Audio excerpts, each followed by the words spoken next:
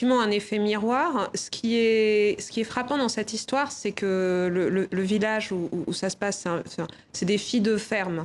L'appartenance sociale de la victime rend le crime plus ou moins grave, en fait. Ça, on s'en rend compte dans l'histoire du viol, on s'en rend compte, c'est-à-dire qu'on pénalise pas de la même façon un viol selon que la victime est fille de ferme ou fille issue de la bourgeoisie, selon qu'elle est une femme mariée ou une prostituée.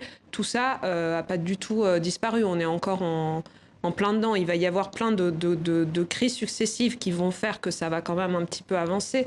Mais j'ai l'impression qu'il y a quand même une permanence de cet élément-là. Est-ce qu'aujourd'hui, l'affaire Weinstein, le mouvement MeToo, on fait changer les choses? On a assisté malgré tout à une libération de la parole. Vous le constatez ou c'est encore très corseté, cette parole? Moi, j'ai l'impression que que ça a été un événement, enfin que c'est un événement politique, que c'est un événement qui est venu bousculer énormément de choses.